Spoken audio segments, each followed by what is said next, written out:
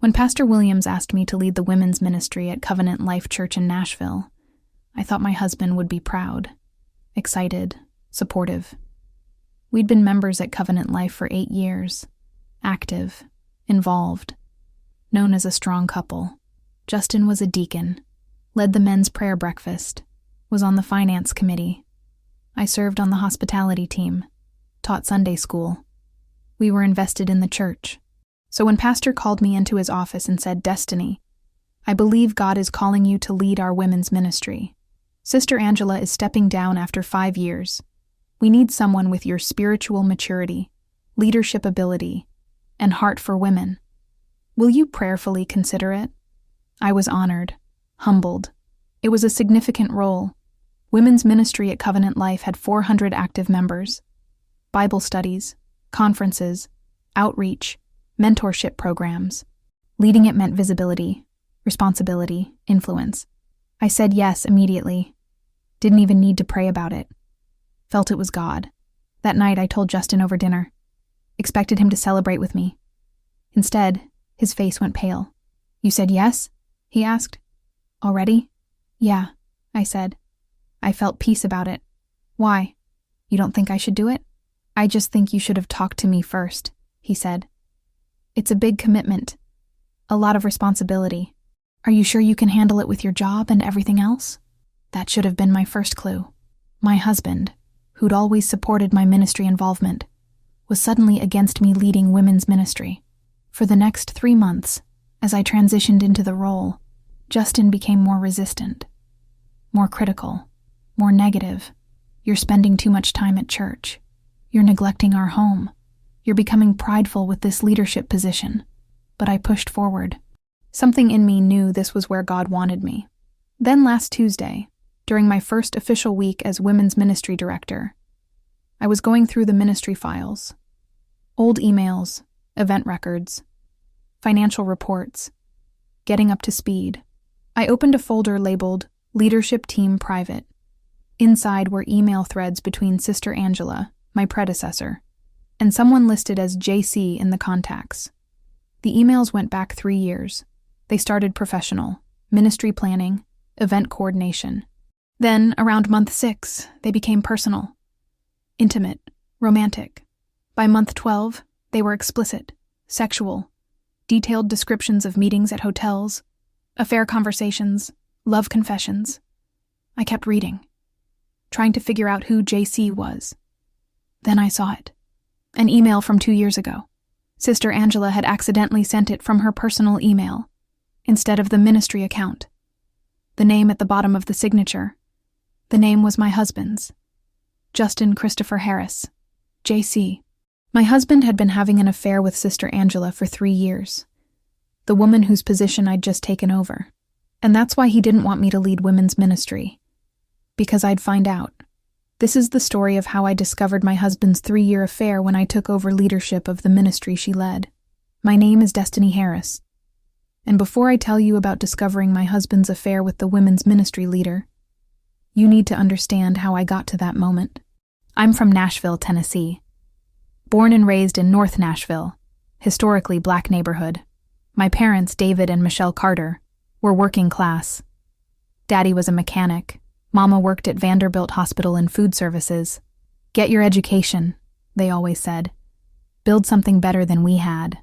I went to Tennessee State University, got my degree in business administration. Graduated 2010. Got a job at a healthcare company downtown doing project management. Started at $52,000. At 26, I met Justin Harris at a young professionals mixer at Covenant Life Church.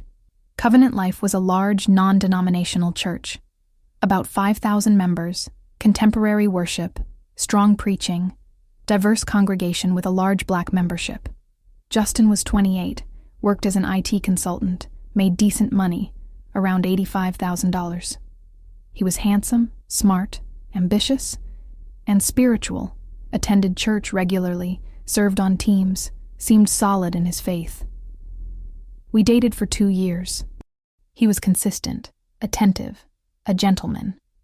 We got involved at Covenant Life together, joined the same small group, served on the hospitality team, built community. When he proposed in 2014 at Centennial Park during a church picnic, got down on one knee in front of everyone. I said yes. We got married at Covenant Life in November 2014. Pastor Williams officiated. Beautiful ceremony, 200 guests, burgundy and gold colors. My best friend Kenya as maid of honor, Justin's brother Marcus as best man. In our vows, we promised to honor God, honor each other, and build a Christ-centered home together. For the first few years, we did exactly that. Built a good life. Bought a house in Antioch, southeast Nashville. 3-bedroom, nice neighborhood. I got promoted at work. Senior project manager, $75,000. Justin's consulting business grew. He was making $95,000. We attended Covenant Life faithfully. Justin became a deacon in year 3 of our marriage, 2017. It was a significant role. Deacons at Covenant Life served communion, led prayer, sat on various committees, provided spiritual oversight. I was proud of him. My husband was a spiritual leader. I continued serving too. Hospitality team. Sunday school teacher for middle school girls. Eventually joined the women's ministry leadership team as an event coordinator. By year 6 of marriage, 2020, we were that couple. Young, successful, involved, visible. People looked at us as relationship goals, on church couple goals. But if I'm honest, around year 7, 2021, things started feeling routine. Not bad, just predictable. We weren't fighting, weren't struggling, just existing together, going through the motions. I mentioned it to Justin once. Do you feel like we're in a rut? We're fine, he said. Every marriage goes through seasons. We're just in a busy season. I accepted that. Figured he was right. Around that same time, fall 2021, Sister Angela Monroe, the women's ministry director, started making changes. The ministry had been strong under her leadership. Bible studies, women's conferences, mentorship programs, outreach to single mothers. She was good at it. I worked closely with her as an event coordinator, planned the annual women's conference, organized Bible study groups, coordinated volunteers.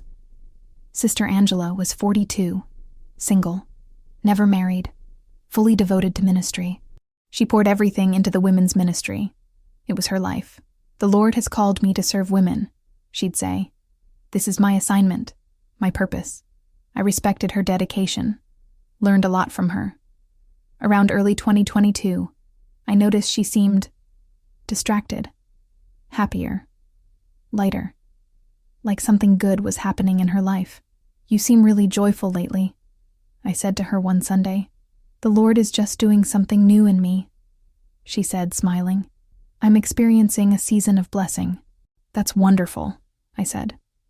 I assumed it was spiritual growth, ministry breakthrough. I had no idea it was my husband. Throughout 2022 and into 2023, Sister Angela continued leading strongly. The women's ministry grew. We had 350 active members, then 400. She was effective. Anointed, it seemed. But around fall 2023, she started talking about stepping down. I've been in this role for 5 years, she told the leadership team. I think it's time for someone else to take the mantle. Fresh vision, new energy. Are you sure? We asked. You're doing such great work. I'm sure, she said.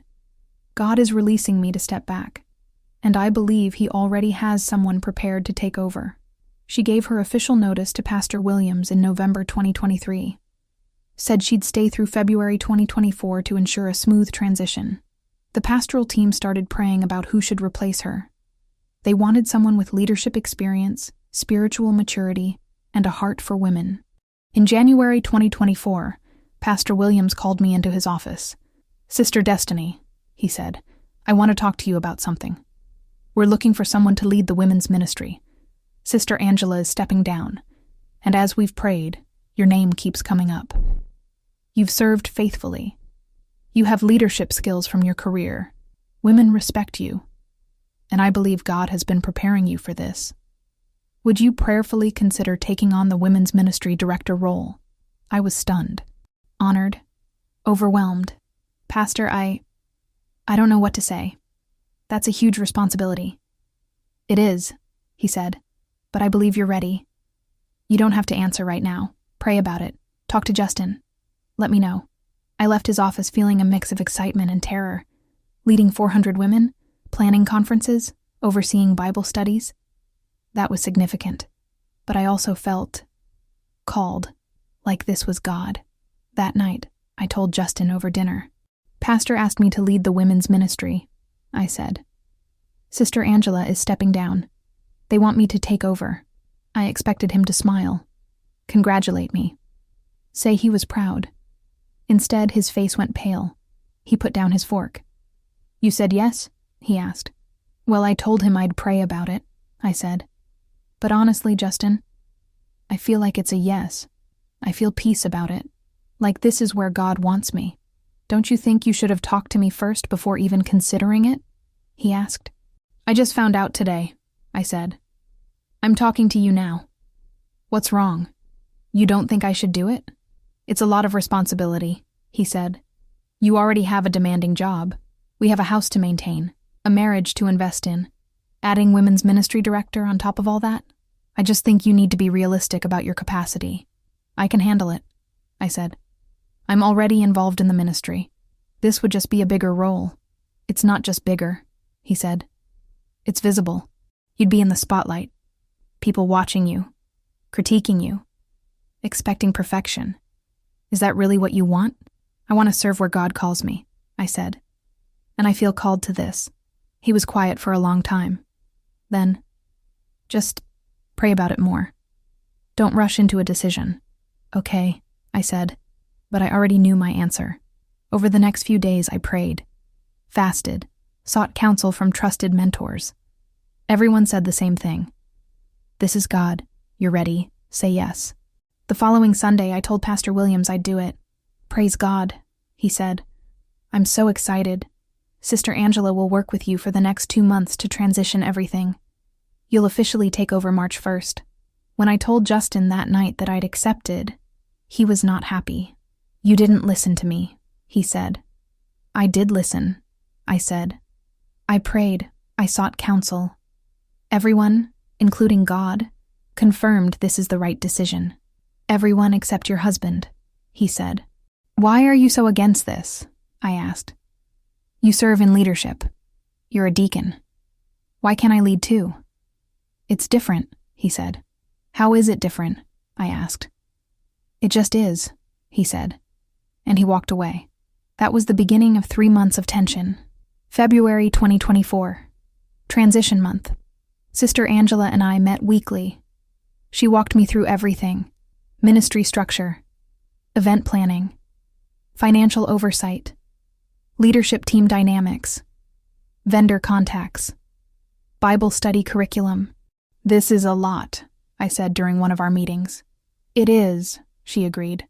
But you'll do great. You're capable, and you have a good support system. My husband isn't thrilled about it, I admitted. Why not? She asked. Her face was neutral, but something flickered in her eyes. He thinks I'm taking on too much, I said. Men sometimes struggle when their wives step into prominent leadership, she said. They feel threatened or sidelined. Just give him time. He'll adjust. I accepted that. Figured she was right. Throughout February, as I prepared to take over, Justin became increasingly distant. Critical. Negative. You're at the church too much, he'd say. I'm in transition, I'd explain. I need to learn everything. You're neglecting our home, he'd say. The house is fine, I'd say. Nothing's being neglected. You're changing, he'd say. This leadership role is making you prideful. I'm not prideful, I'd say. I'm just excited about what God is doing. We started arguing more about the ministry, about my time, about priorities. Maybe you should step down before you even start, Justin said one night. What? No, I said. I've committed. I'm not backing out. You're choosing ministry over your marriage, he said. That's not true, I said. Why are you making this so hard? He didn't answer. Just walked away. March 1st, 2024, my official start date as Women's Ministry Director. There was a commissioning service at church that Sunday.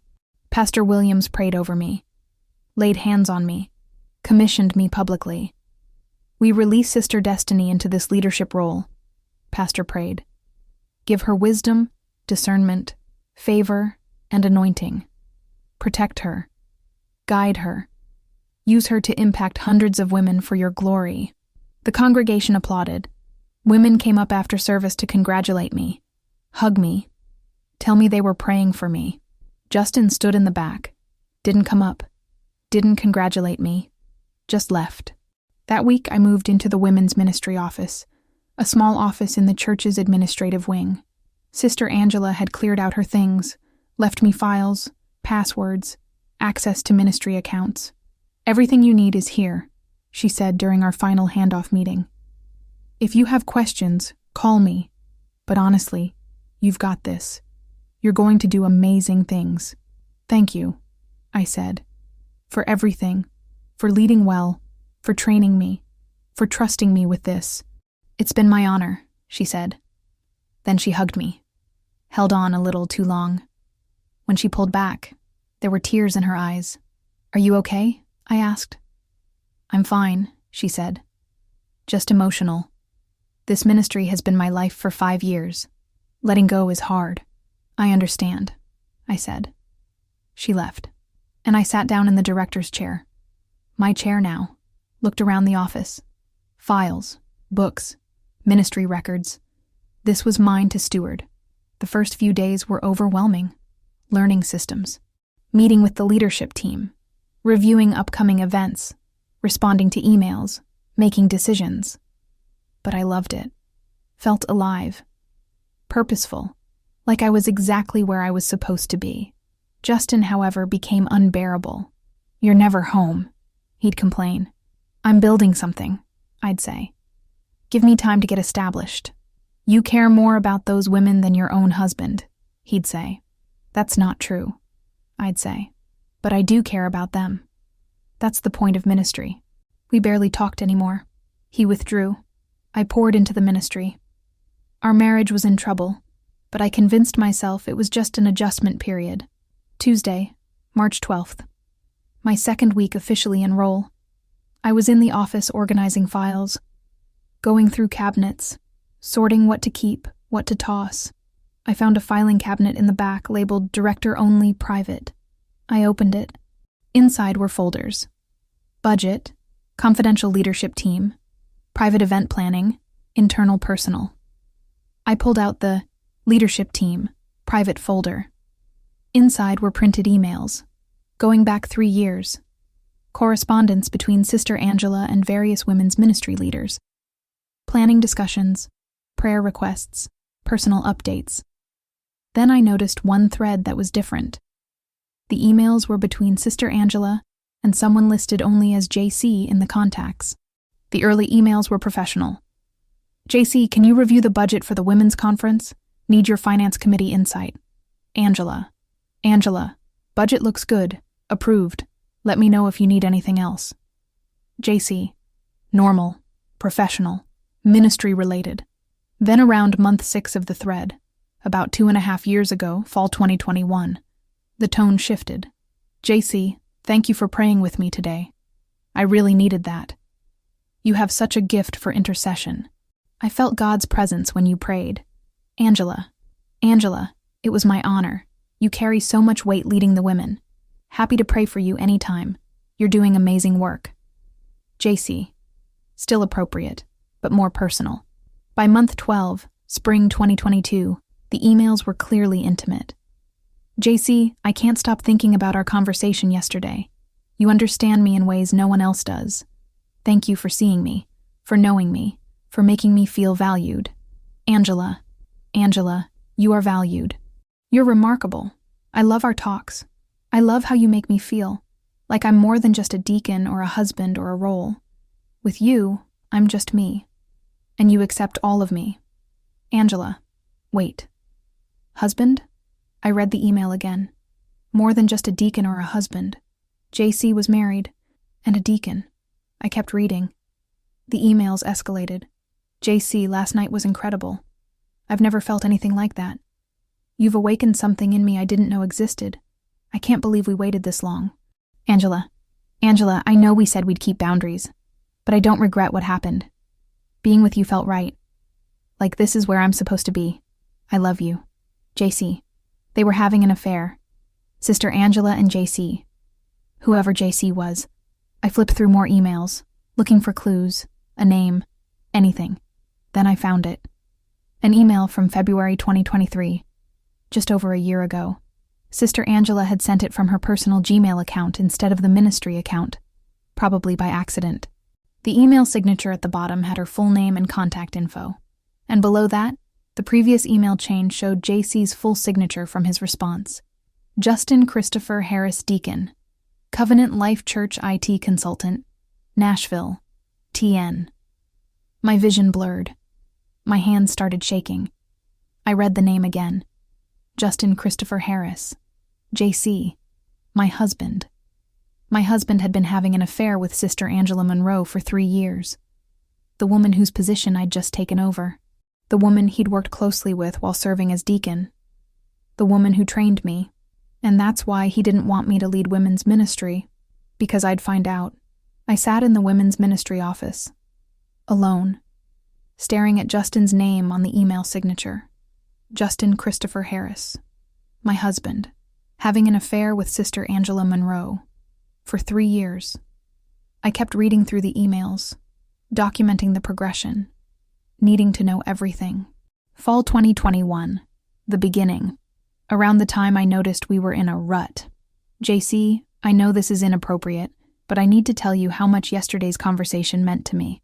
When you prayed for me after the finance meeting, I felt something I haven't felt in years. Connection. Being seen. Being valued. I know you're married. I know I'm your ministry partner. But I can't deny what I'm feeling. Angela, I felt it too.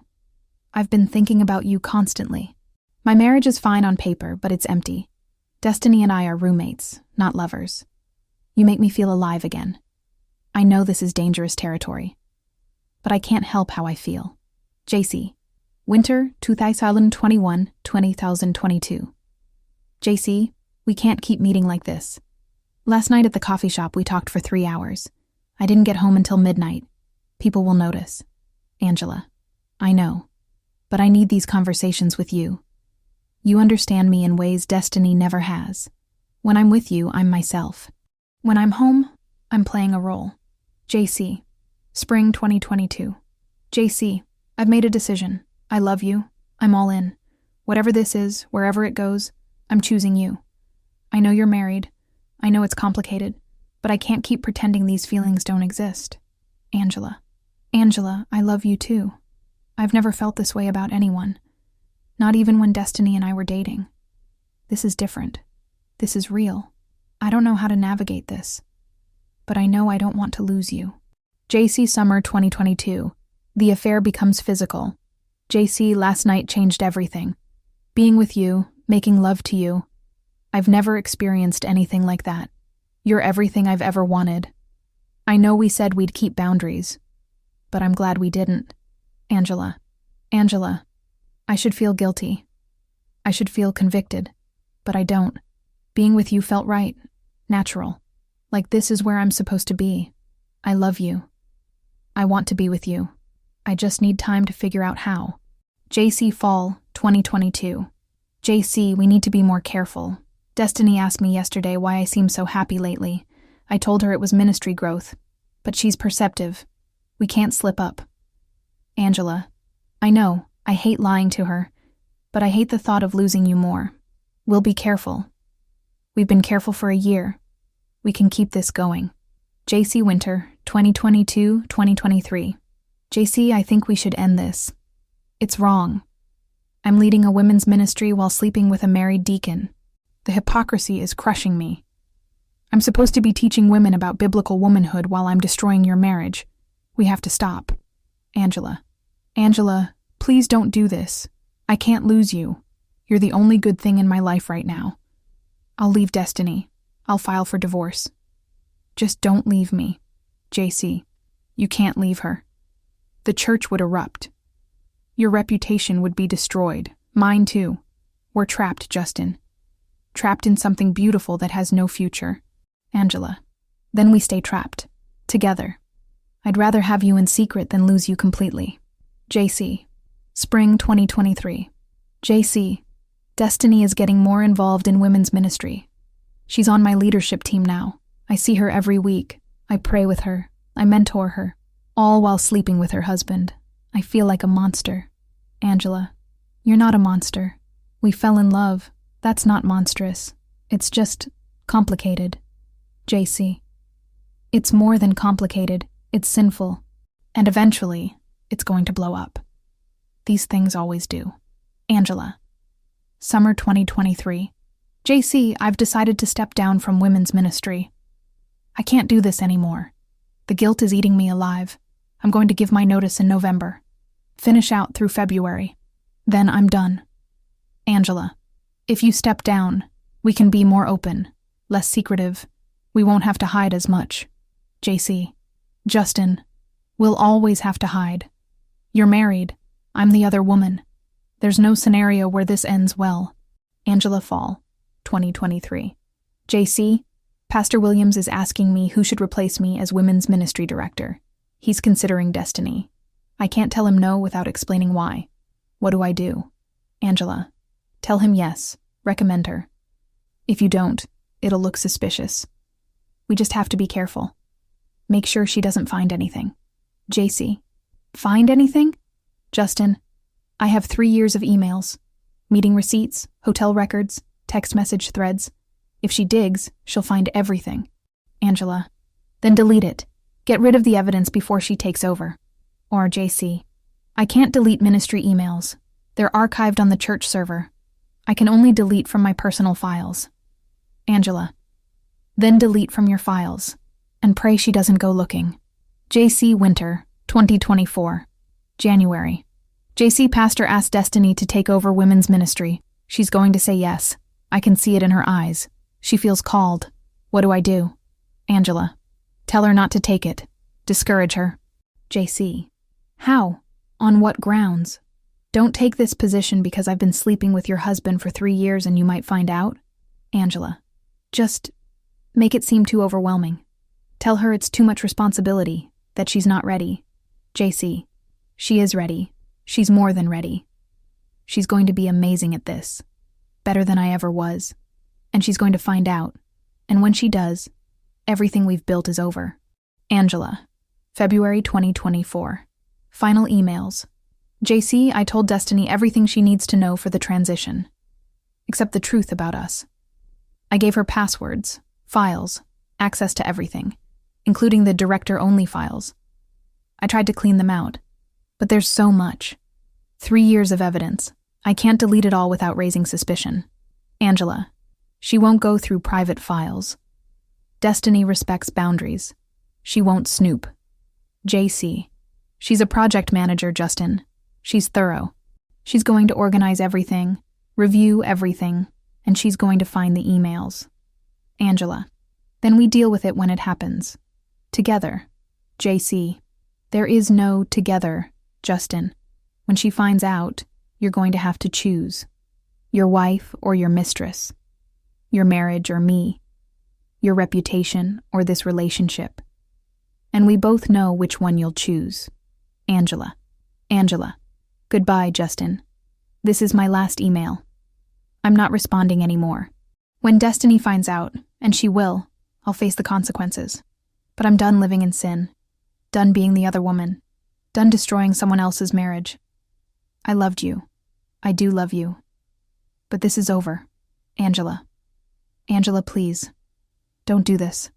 I love you. We can figure this out. JC. No response. That email was dated February 28, 2024, 2 days before I officially took over.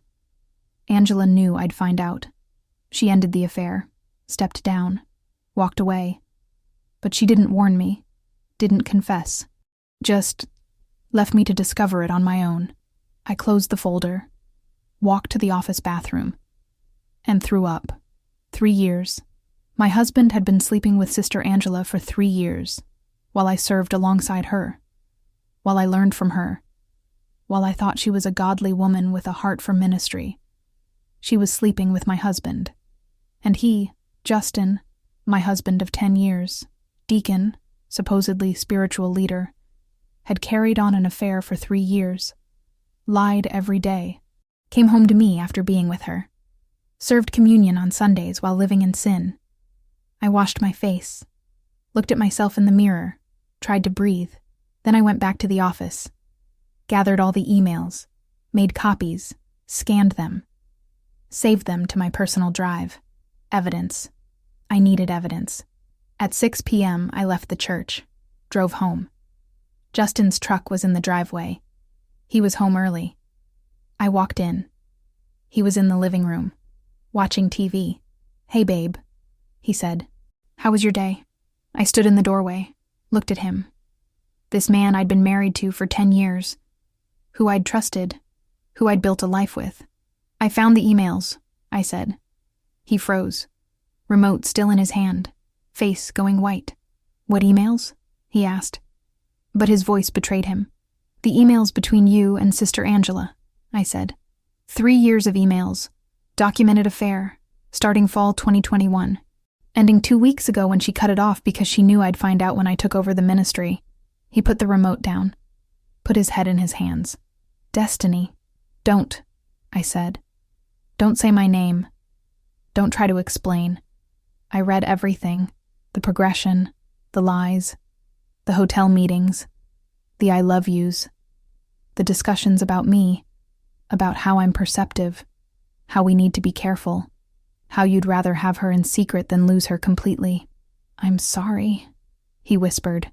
"You're sorry," I repeated. "You had a 3-year affair with the women's ministry director. You slept with her while serving as a deacon.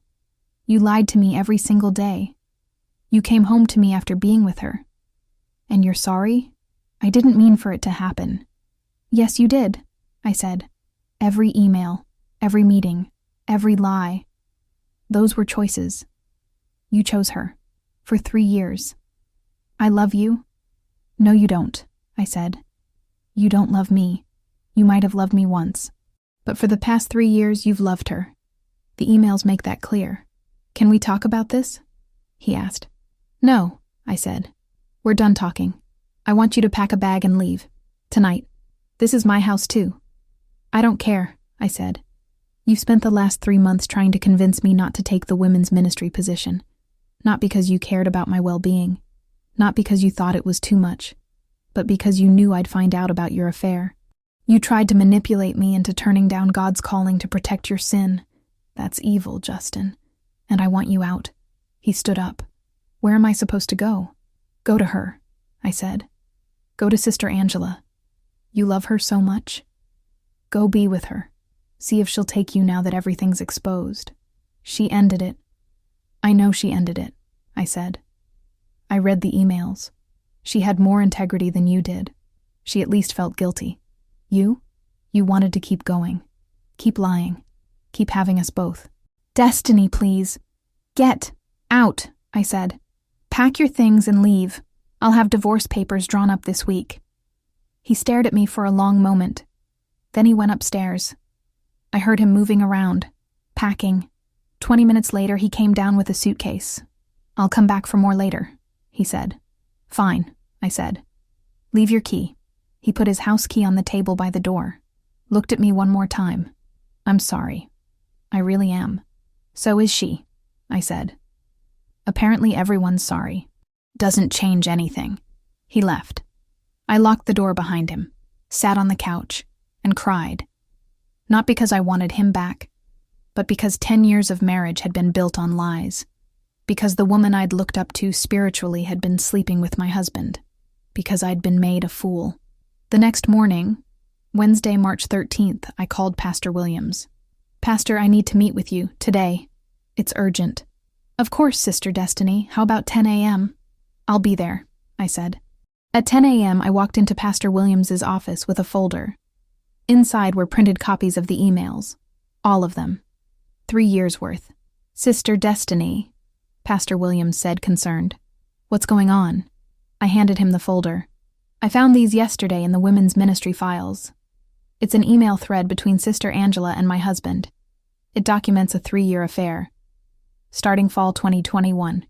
Ending 2 weeks ago when she cut it off because she knew I'd discover it when I took over the ministry. Pastor Williams opened the folder. Started reading. His face grew more serious with each page. After reading for 10 minutes, he closed the folder. Looked at me. Sister Destiny, I am so sorry. I don't even have words. I trusted both of them. We all did, and they violated that trust in the worst possible way. I need you to know, I said, because this involves church leadership. Justin is a deacon. Angela was ministry director. This is a church matter, not just a personal matter. You're absolutely right, Pastor Williams said. Thank you for bringing this to me. This will be handled according to church discipline procedures. Both of them will face consequences. Angela already left, I said. She stepped down specifically to avoid this. She knew I'd find out. Then we'll contact her, Pastor Williams said. She doesn't get to just walk away. And Justin will be removed from his deacon position immediately. I'll convene an emergency meeting of the elder board today. Thank you, I said. What do you need from us? Pastor Williams asked. How can we support you? I need time, I said. To process, to heal. And I need to know. Can I still lead women's ministry? Or is this too messy? Sister Destiny, Pastor Williams said firmly, you did nothing wrong. You were betrayed by 2 people you trusted. That's not on you. If you want to continue leading women's ministry, we support that 100%. If you need to step back, we support that too. Whatever you need. I want to continue, I said. I'm not letting their sin steal my calling. I felt God in this position. I'm not walking away because of what they did. Then you have our full support, Pastor Williams said. We'll handle Justin and Angela. You focus on leading well and healing. That afternoon, Pastor Williams called an emergency elder board meeting, presented the evidence. The elders voted unanimously to remove Justin from his deacon position, effective immediately. They also voted to bar both Justin and Angela from serving in any leadership capacity at Covenant Life. And they required both to undergo church discipline, counseling, accountability, demonstrated repentance, before they could even serve in any ministry again. Pastor Williams called me that evening. It's done. Justin has been removed as deacon. The congregation will be informed this Sunday. And we've reached out to Angela. She'll be required to meet with the elder board to address her conduct.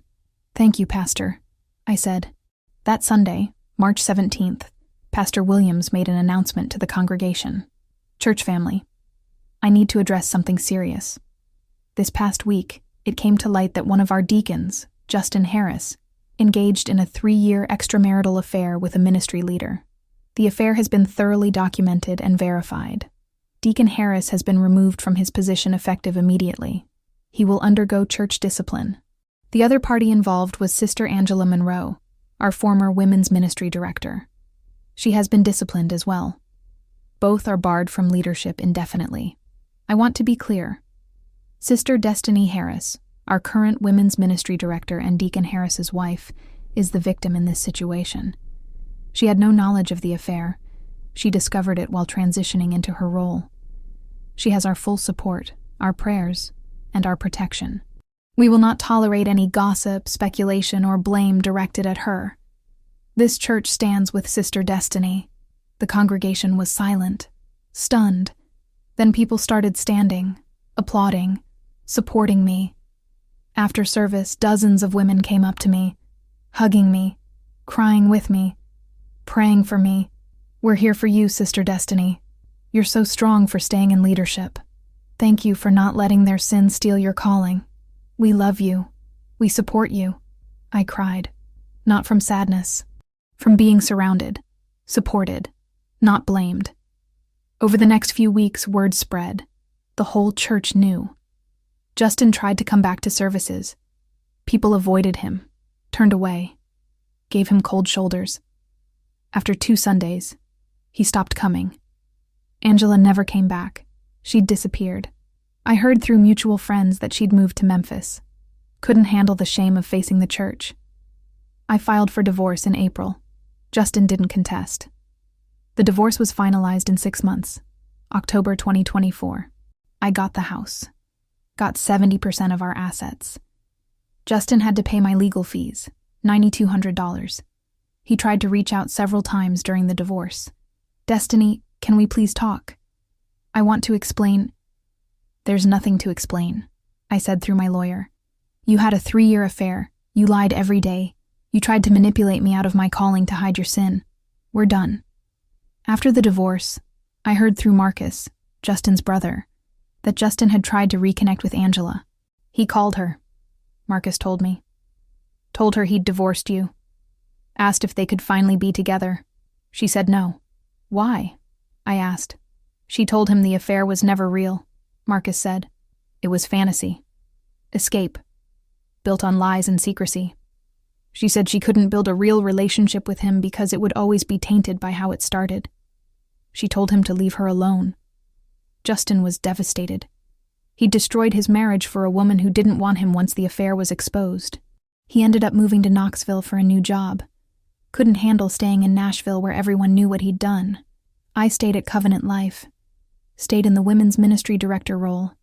Led 400 women. Planned conferences. Oversaw Bible studies. Mentored younger women. It was hard, leading a ministry while processing betrayal by my husband and my predecessor. But it was also healing. Every time I taught about integrity, about biblical womanhood, about faithfulness, I was reclaiming what they'd tried to steal. I started seeing a Christian therapist, Dr. Reynolds, who specialized in betrayal trauma and spiritual abuse. What happened to you is called ministerial betrayal, Dr. Reynolds explained. 2 people in spiritual leadership betrayed you while using ministry as a cover. That's a specific kind of trauma. It makes you question everything. Your judgment, your faith, your calling. I don't know if I can trust anyone in ministry again, I said. That's valid, she said. But I want to help you heal so you can lead from a place of wholeness, not woundedness. I saw Dr. Reynolds weekly for a year. She helped me process the betrayal, the anger, the grief, the confusion about how I'd missed it. You didn't miss it, she'd remind me. They hid it. They were intentional about deception. That's not on you. I also leaned into the women's ministry. Let the women I led minister to me, too. Older mothers in the church took me under their wing. Mother Jackson, 70 years old, widowed for 10 years, became a spiritual mother to me. Baby, I've seen it all in church, she told me one Sunday.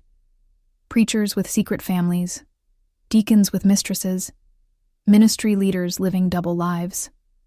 The enemy loves to infiltrate the church and twist what's holy. But you're still standing, still leading, still faithful. That's victory. I don't feel victorious, I said. I feel broken. You're both, she said. Broken but standing. And that's the strongest kind of woman there is. 1 year after the discovery, March 2025, I was leading the annual women's conference. Same conference I used to help Sister Angela plan. Now I was leading it. The theme was unshakable, standing firm when everything falls apart. I spoke at the closing session, shared my story publicly for the first time, told 400 women about the discovery, the betrayal, the choice to stay in leadership, the healing journey. A year ago, I discovered my husband's 3-year affair with the woman whose ministry position I'd just taken over, I said. The woman I'd looked up to, learned from, trusted. She'd been sleeping with my husband the entire time I served alongside her. When I found out, I had a choice. Step down in shame, or stay and lead in strength. I chose to stay, because their sin doesn't define me. Their choices don't disqualify me. God called me to this position, and I wasn't going to let the enemy use their betrayal to steal my calling. Women stood, applauded, cried. Some shared their own stories of betrayal. We prayed together, wept together, healed together. That conference changed me, shifted something in my spirit.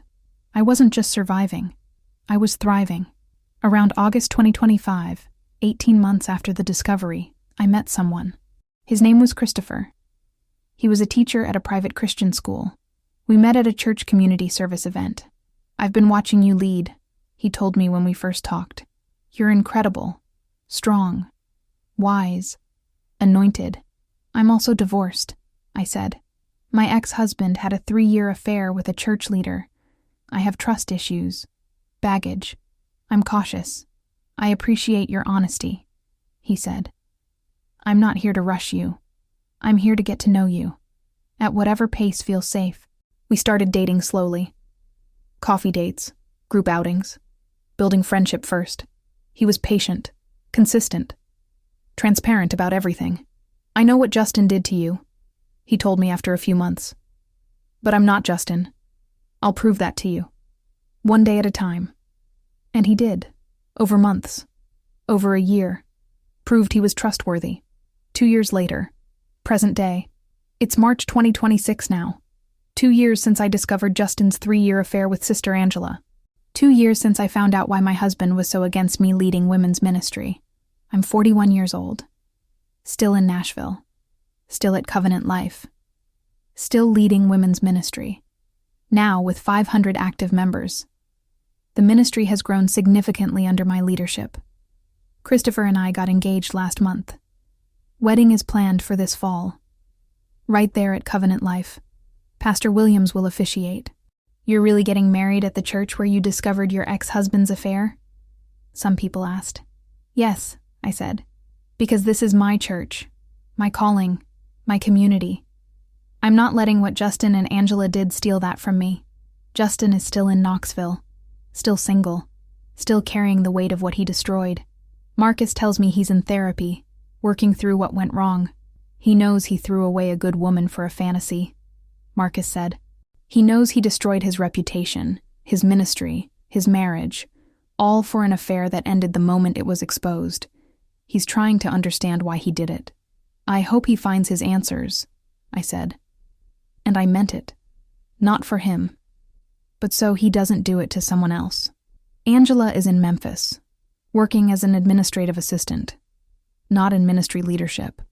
I heard she tried to join a church there, but when people found out about her past, she was asked to step back from any leadership roles. What she did follows her, someone told me. That's the consequence of sin. It doesn't just disappear. I don't feel sorry for her. She made choices. She lived a double life. She mentored me while destroying my marriage. Those were her decisions. But I also don't hate her. I've forgiven her. Not for her sake, for mine. Because unforgiveness is a prison, and I refuse to live there. The women's ministry thrives. Every week women come, learn, grow, heal. I teach about integrity, faithfulness, biblical womanhood, and I speak from experience, from scars that have become testimonies. Last week, a woman approached me after a Bible study. Sister Destiny, can I ask you something? Of course, I said. My husband doesn't want me to take a leadership position the pastor offered me, she said. He says I'll be too busy, too distracted, too proud. But I feel called to it. Did your ex-husband try to discourage you from leading? Yes, I said. He fought it hard. For 3 months. What did you do? She asked. I followed God's call anyway, I said. And I'm glad I did. Because his resistance wasn't about me or my capacity. It was about his guilt. He didn't want me in that position because he knew I'd discover his sin. Your husband might have legitimate concerns. Or he might be projecting his own issues. Pray about it. Seek wise counsel. But don't let anyone, even your husband, talk you out of a calling God has confirmed. Thank you, she said. I needed to hear that. That's my purpose now. Leading women. Teaching them to discern, to trust God, to follow their calling even when people, even spouses, resist. My name is Destiny Harris. 2 years ago, Pastor Williams asked me to lead the women's ministry. My husband was against it, fought it hard, made me question my calling. For 3 months, I couldn't understand why. Then I found the emails, and everything made sense. He wasn't against me leading because he thought I couldn't handle it. He was against it because he knew I'd find out. For 3 years, he'd had an affair with Sister Angela Monroe, the women's ministry director, the woman whose position I was taking over, the woman who'd trained me, mentored me, prayed with me, all while sleeping with my husband. When I took over her office, her files, her responsibilities, I inherited the evidence of her affair with my husband. That's why he fought so hard to keep me out of that role.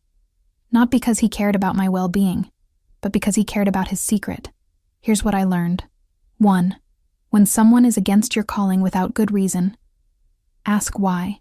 Justin's resistance wasn't about my capacity or my time. It was about his guilt.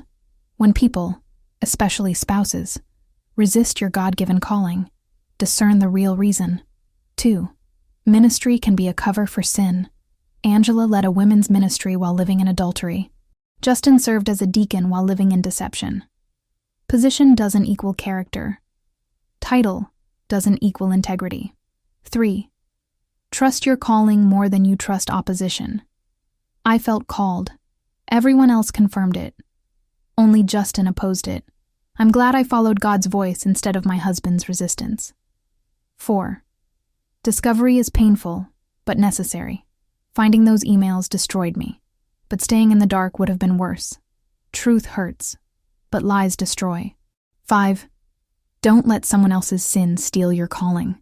I could have stepped down in shame, could have let their betrayal disqualify me. Instead, I stayed, led, thrived. Their sin is not my shame. 6. The church can respond well. Covenant life didn't cover it up, didn't protect reputation over people. They removed Justin immediately, disciplined both of them, supported me. That's how churches should handle leadership sin. 7. Healing happens in community. The women I led also ministered to me. Mother Jackson mothered me. The leadership team supported me. I didn't heal alone. I healed surrounded. 8. Some relationships end when exposed to light. Justin and Angela's love couldn't survive exposure. It was built on secrecy, lies, and fantasy. Real love doesn't need darkness to survive. 9. You can lead from your wounds. I didn't wait until I was fully healed to lead.